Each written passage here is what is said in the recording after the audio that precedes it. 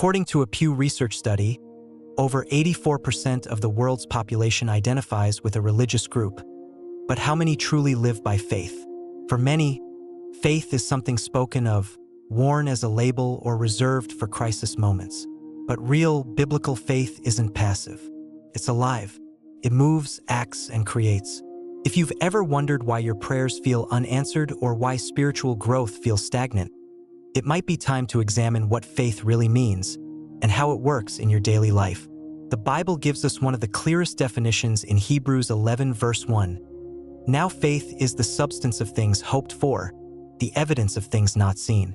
This isn't vague optimism. It's a spiritual force that transforms invisible hopes into tangible outcomes. Faith is not wishful thinking. It's the invisible engine behind every visible victory.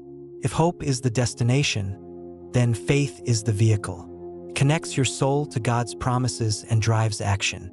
James 2 verse 17 says, "Faith by itself, if it does not have works, is dead." You can believe in God, quote scriptures, and attend every service. But if your actions don't align with your beliefs, your faith is empty. True faith produces fruit: kindness, courage, integrity, forgiveness. Think of it this way: if you say you trust a parachute but never jump out of the plane, is that trust real? Faith is not a thought. It's a decision in motion. There comes a moment in every believer's life when logic won't have the answers. You'll be called to take a step into the unknown. A relationship, a mission, a career, a healing. That's the leap of faith. Abraham had to leave his homeland. Peter had to step out of the boat. You may have to walk away from a toxic job, forgive someone deeply, or give when you feel empty. Real faith isn't comfortable. It stretches you because it tests your trust in God's vision, not your own. Faith isn't just for big, dramatic moments.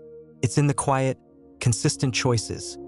Choosing to pray when you're tired, being honest when it would be easier to lie, staying kind when others are cruel. These are micro-miracles. Every time you choose obedience over convenience, you're saying, "God, I trust you more than I trust my feelings."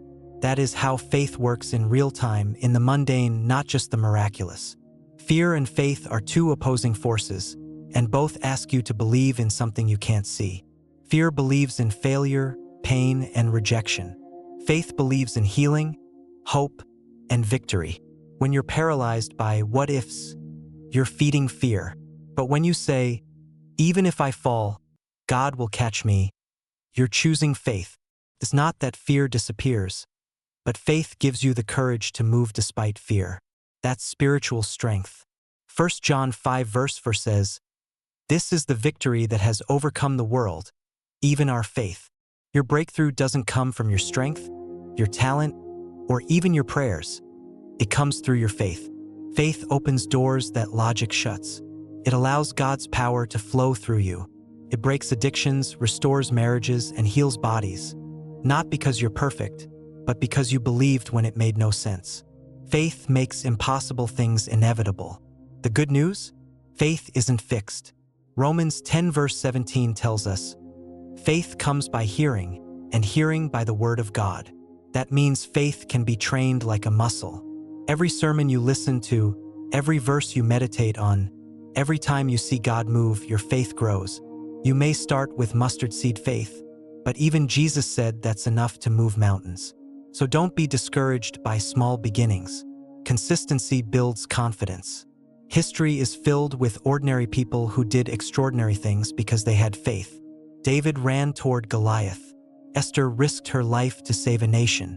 Modern-day believers have walked away from comfort, faced persecution, or battled disease, all with faith as their weapon.